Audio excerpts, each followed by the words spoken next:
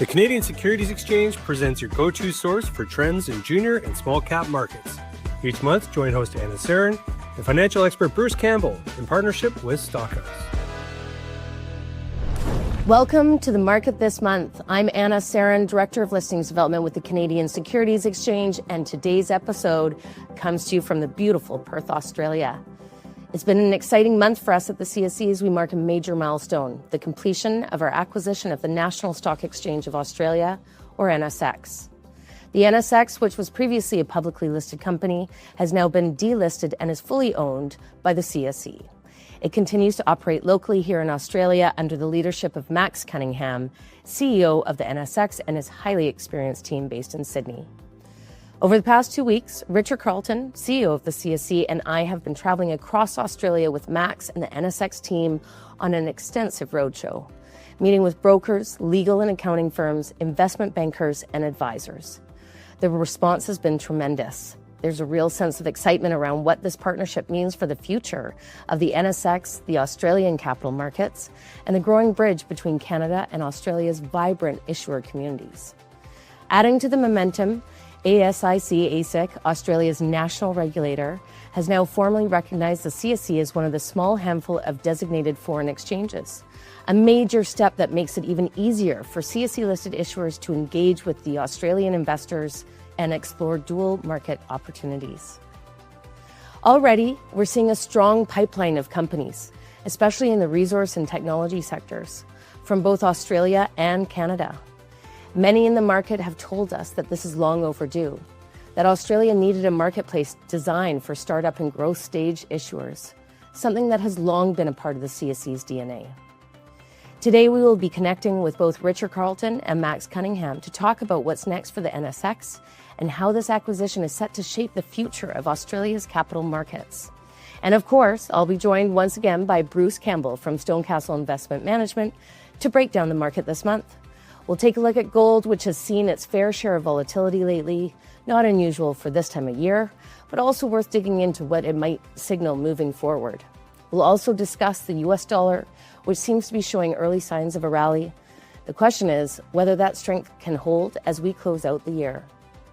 From there, we'll turn to investor sentiment, where the latest Schwab Investment Movement Index gives us an interesting read on how investors are positioning themselves in what continues to be a cautious but opportunity-filled market. And finally, we'll look at Bitcoin, which has been choppy of late, but still cryptocurrency-related issuers have managed to outperform. We'll talk about why that is and what the seasonal patterns could be suggesting as we move further into Q4. It's a big episode today, part market breakdown, part milestone moment for the CSE and the NSX, all coming to you from the heart of Australia's resource capital. Let's dive in. All right, Bruce, welcome to this month's episode of The Market This Month. This is so exciting to connect with you while I am in gorgeous Perth, Australia. How are you?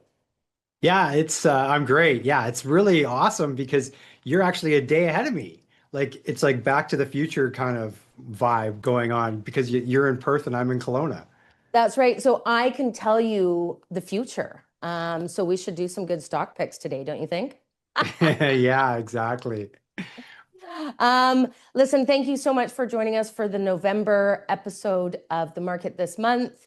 I do appreciate that you stole yourself away from a very important ball game that's happening. By the time this goes live, we'll know the result of that, so stay tuned. And we're going to jump into the big transaction that occurred this week, which was the CSE acquiring the NSX in Australia. We've been busy touring the country, myself, Richard Carleton, our fearless leader and CEO, and Max Cunningham, the CEO of the NSX. We've had a great reception. We will dive into all things Australia later, but let's dive into the markets, Bruce. Let's talk about gold. It wouldn't be a market this month if we weren't talking about gold. Yeah, it seems like we always go in themes. We talked about inflation for a number of times there, and now we're talking about gold. And I mean, it's been on this fairly steady move up through most of the last really 12 months. And you could probably even say 18 months. But just in the last few days, it's been a lot more volatile. And anytime that happens, you get proponents from both sides saying like, oh, it's got more to go. No, it's topped out. It's going to drop. And, everyone's going to lose their money who's in gold. And I see something that's a little bit different. Few things that we noticed here. One is that there's something that's equivalent to the VIX, which is the volatility index for the stock market, but for the gold market. And that actually has been fairly steady as gold was rising. And now with the volatility, it's of course spiked up, which makes sense. It spiked up to around the 35 range. It's now down, as of the time of the recording here, down to the, sort of 22 range. And normally it likes to sit kind of sub 20 when we see, gold just kind of move in smaller increments over a day-to-day period. So that was kind of one interesting thing that I've seen. The second is that I saw a stat that showed that when gold is down by 10% over a 6-day period, which is exactly what's just happened, there's been 9 other instances of that in the past. And when that's happened, we've actually seen gold up higher 2 months later, 100% of the time. So it'll be really interesting to see what happens this time over the next couple of months. Very interesting. Now, let me ask you this. With only a 10% drop, which I know in the scheme of things is large, we've had such a run on gold. Does this feel like something we should be concerned about? Well, it really doesn't. I saw a meme maybe about halfway through this drop, and it, Sorry, was a Bruce, do you use memes as a part of your due diligence process? we don't, but it's always It's not entertaining formal. what traders send around when either we're scared or bored or both, right? Good to know. Good to Um, know. So it's not part of the formal due diligence process. I like that. yeah, no, it's not officially in the folder. Yeah. So I saw this meme and it was pretty funny because it was a picture of Matthew McConaughey from a couple different movies, and one he was like super excited, and the next one he was like super depressed. And it said, gold on October 2nd when it went through, whatever it was, 4,100, and then it was gold when it went through, October 26th when it went through 4,100. So he was like happy when it went through 4,100 on the way up, and of course sad on the way down. So you're right. The reality of the situation is that it's gone up so much Yeah. that this really is only taking it back about a month's time from where it was. So it's really Okay. really not retraced that much. Okay, I'm not going to be too sad yet. Actually, interestingly enough, we just did a week in Sydney, and there's kind of the CBD, they call it, the Central Business District, is where all the financial firms are, and that is where the bullion is. And the lineup of sellers and buyers around that building was unbelievable. The whole week that we were there, it was a long lineup of people buying and selling physical gold, which I thought was interesting. And of course, all of the bears have actually pointed to pictures of that in Australia, Oh, really? showing all the people lined up and saying, like, this has to be the top because look at all these people lined up. But what they don't realize is some of those people are buying and some of those people are selling. They're not just buying. Yeah, there was a lineup for the sellers and a lineup for the buyers. What I thought was interesting was they didn't seem like the financial community that would have been in those buildings where we were. These were the general investment community. Which line was longer, Anna?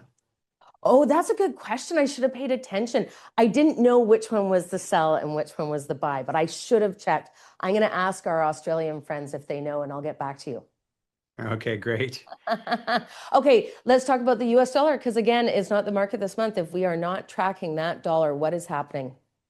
Yeah, I mean, the US dollar has been fairly weak since really just a little bit before Liberation Day, which was, going back to April.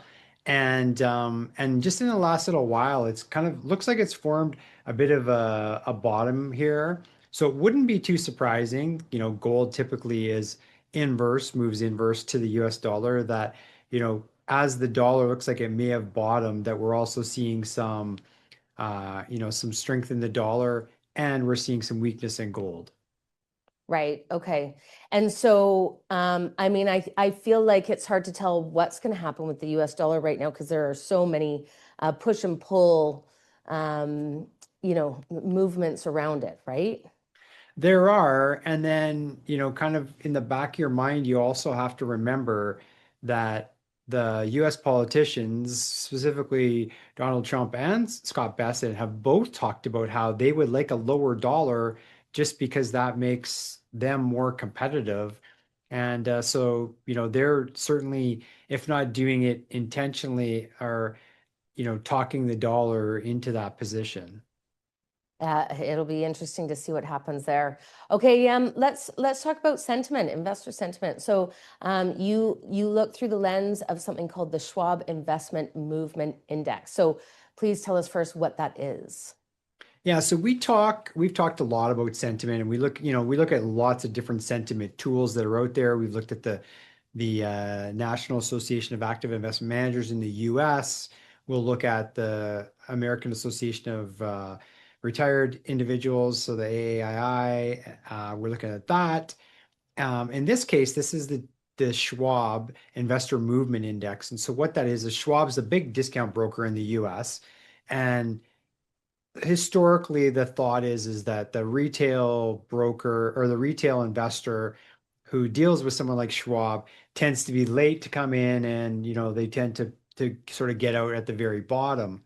And A so little less sophisticated investor, right? yeah, Okay. exactly. And so what Schwab has done is they've actually tracked, and this goes back to when it was TD that owned it. They track what those investors are doing as far as how much money they're pouring into the market and kind of how topped up they are in their accounts and how speculative they're getting with their securities. And they have a formula to calculate this. But the thing that was interesting was that back when the markets peaked out in 2021, that the reading on that index was about 75. And of course, the higher, the more speculative and kind of the more toppy the market is. And Yeah. right now it's only around 45, even though the S&P is hitting a new high.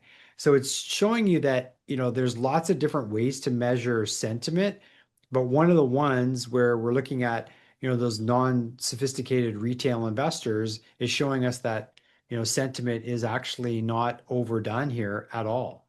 Okay, interesting. So more movement to come. Yeah, that's certainly the thought, right? Is that, Okay. if we continue to see breadth, there's obviously opportunity for the market to still broaden out and go higher.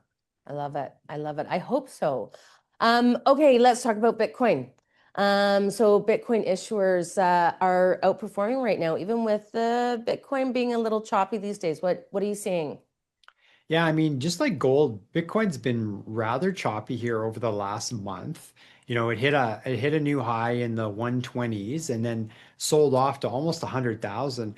But the interesting thing is that a lot of the Bitcoin sensitive companies and the Bitcoin mining companies and some of the treasury companies, and as well as some of the companies that are invested in Bitcoin or have ETFs or wealth management in Bitcoin, have done extremely well here, and we've really seen them outperform. So over the last month, there's a basket that Goldman Sachs monitors, and it's the Bitcoin sensitive stocks, and that's actually up 25% over the last month here. Well, Bitcoin has actually dropped. Interesting. I mean, it seems like one of those asset classes that just always has a little bit of that choppiness to it, right?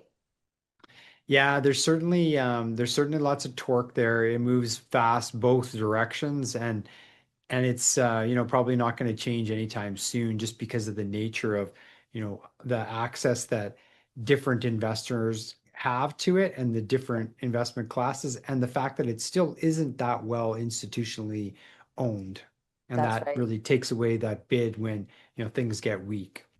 Yeah, absolutely.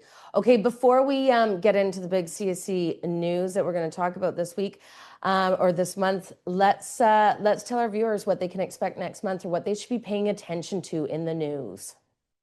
Yeah, I mean, obviously, one of the big things to be watching here is interest rates. We're going to have the interest rate decision later on this week. So this show will be aired after that, but we're going to have the interest rate decision from the Federal Reserve.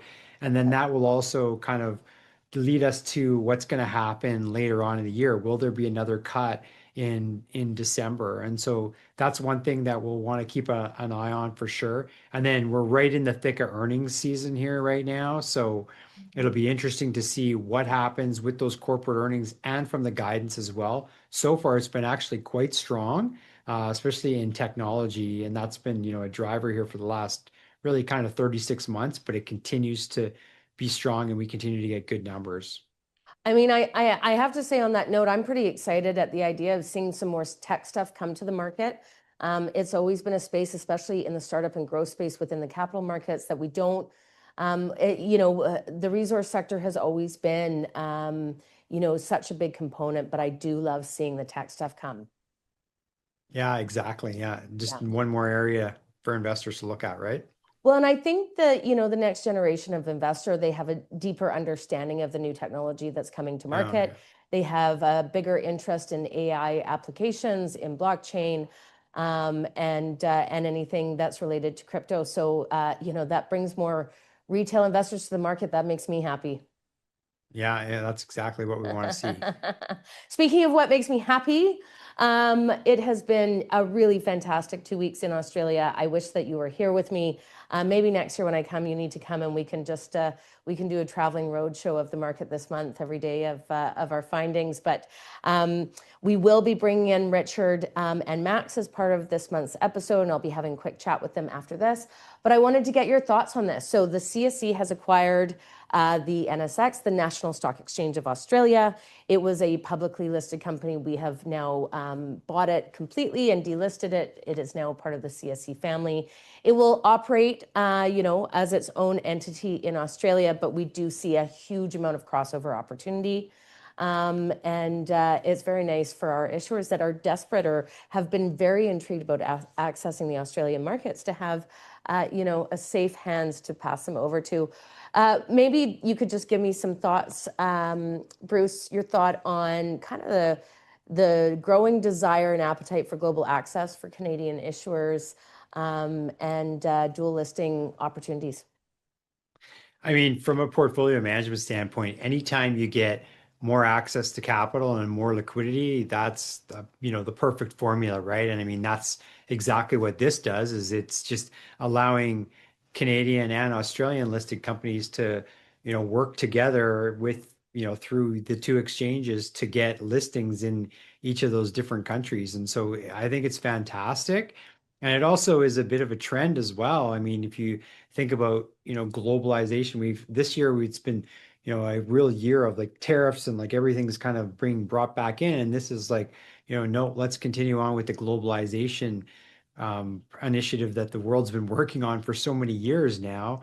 It's fantastic to see. I think from a portfolio management standpoint, anytime you can have, access and broader communication, it's the way to go. It's the way to go.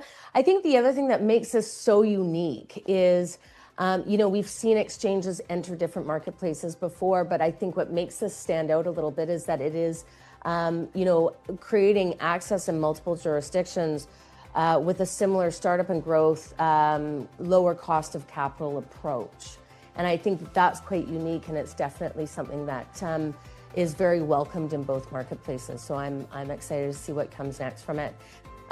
Listen, Bruce, it is always so wonderful to talk to you, and I've missed you, and I'm glad that I got to connect with you while I'm in Australia. Next month, we will both be in Canada, and we will break down what happens. I guess next month's edition will be December. We will be talking all things year-end. Can you believe that? I know, time is flying, isn't it? It's amazing. It's amazing. Well, I hope I get to see you in person next month. We will now bring in Max and Richard, but Bruce, thank you so much for joining me. Yeah, have a great rest of your trip there. Thank you. I'm now joined by the CSE CEO, Richard Carleton, and the NSXA CEO, Max Cunningham. Thank you for joining me, gents. Great to be here. Pleasure. It's been a very exciting 2 weeks here in Australia. We did a week in Sydney. We are now completing a week in Perth. And we just came off the cusp of the acquisition of the National Stock Exchange of Australia last week in Sydney. So let's just talk about the bridge that we are trying to build and what that's going to look like.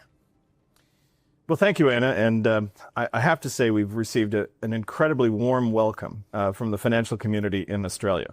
I think there's a real understanding that there's need for competitive market services, particularly those that are tailored to the needs of early stage companies in Australia. And of course, as we announced this transaction back in May, we've been getting a lot of interest from our Canadian issuers and international issuers who are listed on the Canadian Securities Exchange about the opportunities to access the Australian public capital markets, whether it's for capital formation, secondary market liquidity, and the opportunity to raise additional funds. So one of the key areas of focus as we round out the integration of the organizations following the acquisition is to ensure that those opportunities are as efficient and low cost as possible. Absolutely, Max. Maybe you can touch on how this is a bit of a unique offering now in Australia. Yeah, look, I think to firstly echo what Richard said, it's pretty rare, I think, you do a deal like this where you get all stakeholders like fully supportive behind it. And I think that's partly because, to Richard's point, everyone recognises there's a real gap in the market, particularly that support that smaller companies need. I think, a consistent rule framework for getting listed, and also support from the exchange and broking community after they've done that. You guys have been doing that successfully for 10 years, and I think people are recognising now that NSX has got, being part of the CSE family, we're going to have the runway for investment, and we're going to have, I think, the support from you guys across a range of different services, from marketing to technology, and to people on the ground. And I think to be able to represent, NSX in Canada, we'll also be doing the same thing for CSE in Australia. And I think there's incredible opportunities for collaboration and cross-border connectivity. I will be raising the NSX flag in Canada all the time. We get some friendship pins for right. for our logo. That's right. Okay, Richard, on the topic of the community being very welcoming to this transaction, maybe you can touch on how the regulators feel about it. Well, that's actually been one of the, I won't say surprising, but gratifying aspects of this transaction, because right from the first, ASIC has been extremely supportive, very efficient in their review of the transaction, as well as, of course, us being designated as a foreign exchange, one of a small handful of globally recognized marketplaces in Australia. And I was being completely candid with Chairman Joe Longo the other evening when he joined us to open the new office in Sydney, that he and his team provided a tremendously high level of service as we worked through this transaction. And I'm not normally one who's tremendously complimentary to the regulatory community always. And as I say, but I say that really, yes, with my heart, that working with ASIC was truly a pleasure. Yeah, absolutely. I think, obviously, one of the things Richard talks about on the CSE journey is people, and I think over the last 12 months, we've managed to rebuild the bench strength at NSX, and I think ASIC recognises that. A lot of those people have deep market experience, and I think we respect the role the regulator has to play in the market, but I think that they have really, really engaged with us in what I would call a serious manner, and taken us seriously, and we can't really ask for more than that. One thing that's come up in our conversations is, when Richard, joined the CSE as CEO, it was the team that he built, yep, with people with deep backgrounds in it. And that really is what made us stand out. And I feel like you've done the same. Your team is incredible. I'm very excited to see them get out there and execute. Maybe you could touch on, Max, a little bit about why Canadian issuers are excited and have an appetite to access the Australian markets. Yeah, thanks, Anna. Well, as you know, you were there. We were in Beaver Creek about 2 months ago, and it was pretty extraordinary for me to have issuers trying to track us down to just talk about this transaction. Look, I think it's a nice feeling. Like I felt a bit like a fifth Beatle or something, And but I will say this: I think a lot of the people that you meet that are running these companies that are listed on yourself and other venture markets in Canada, they usually are founders that have listed multiple companies, and historically there's been a pathway to list in Canada, yep, and then seek secondary or follow-on capital from Australia. And I think due to tightening of regulatory controls, or perhaps more importantly, inconsistent regulatory outcomes and decisions, has seen either the cost of doing that go up, or at the end of the day, I think we all know, we've all been around a little while, the most important thing in my experience is people want consistency. from the market, and nothing is more important than that from the market operator. And Transparency, consistency, absolutely, and low cost of capital is a nice addition. And I think that's been absent, and I think people see that gap, And the interesting thing is, I don't think you meet any of these issuers that don't have an Australian connection. Sometimes they're listed in Canada and they have Australian operations, or they're based in Toronto, operations in BC, but they've got Australian engineers or geos or whatever, and quite often Australian shareholders. And the flip side applies also to a lot of the mining companies we've got down here. They'll have operations in Canada or Canadian shareholders. So anything that we can do to bring those markets together and have those shareholders or bring new shareholders on, I think that's the feedback we're getting from Canadian issuers in general, but with a specific emphasis on miners. Yeah, absolutely. On that note, Richard and I had the pleasure of connecting with one of our issuers that is based in Fremantle, in the Perth district, and it's an incredible technology company, Critical Infrastructures Technologies. And so I was surprised at how big the CSE's Rolodex is here in Australia, just how many participants on the CSE are out here. Richard, maybe you could just touch a little bit on, because this is the big question I get asked. So if I list with the CSE, does that mean I just get to list with the NSX now? What is going to be the dual listing process? Well, I'm afraid it's not quite that simple. Of course, we have a tremendous shared legal heritage with Australia, common law jurisdictions both, and the principles around Australian and Canadian company law are very, very similar, and the same is true on the security side. However, there's a little bit of work that's required to provide a more streamlined approach for companies that are already reporting issuers in Canada, currently subject to quarterly reporting requirements, for example. And although we're moving to a pilot program for some eligible issuers to be able to report semi-annually instead. But basically, there's a lot of work that's required to, and this is one of the things we'll be focusing on as Max and the team at the NSX look to update their listings policies and manual over the course of the next 12 to 14 months or so. But there's still a lot of things that we have to do to get those reporting requirements harmonized. And so, but as we go through that process, we'll be always looking for opportunities to not have people duplicate things unnecessarily, or otherwise to reduce or minimize the management distraction required to maintain the listing in both jurisdictions. I mean, at the end of the day, it's going to be, the CNC and CSE and NSX. We're going to have a very similar culture on either side. We're going to approach things, I think, very similarly. Obviously, Australia does have some differences to Canada, but I think this is such a win-win for anyone wanting to access both markets. Max, maybe you could just end off with what's next for the NSX. Look, I think what's next for us is I think one of the multiple things that we learned about what were the journey that got CSE to where it is now is really having a scalable trading platform. So we're well advanced on that, and hopefully we'll be making an announcement in the next few weeks on that. I think that'll really, really enhance the broker connectivity, the ability to roll out new products.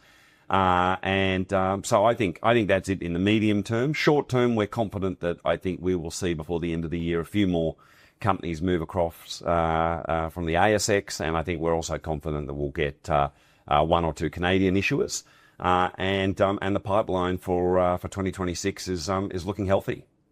Fantastic. Okay, for our Canadian and American viewers, where can they access information about the NSX? Where can we find info about you? nsx.com.au. And you're on LinkedIn. LinkedIn, please follow us on LinkedIn. And you have a podcast coming out. Yeah, Ticker Talk. It's launching on the 7th of November, Australian time, and it'll be available on YouTube and all good places where podcasts are released. Are we going to become podcast competitors? No, partners, I think. Well, you might be a guest on the program if you are. A healthy sibling rivalry wouldn't, Listen, Richard's our guest on our Christmas episode, so there's a few nice surprises. So watch out for that. They made me wear a hat. I heard about the hat. I heard about the hat. Listen, it is such a pleasure to travel around with you. I mean, the reception that we've had the past 2 weeks really does, it makes you feel enlightened about the acquisition and about the two of us coming together. So I'm really excited to see what happens next. We're going to have team from the NSX come out to Canada in the coming months. We will be coming back here. So stay tuned. Richard's moving to Perth. Richard's moving to Perth. He hasn't told Jane yet. I have volunteered to become an unpaid advocate for the Tourism and Convention Bureau of Western Australia. It's gorgeous. It is beautiful here. It really is. Thank you again, gents. Thanks. Thank you.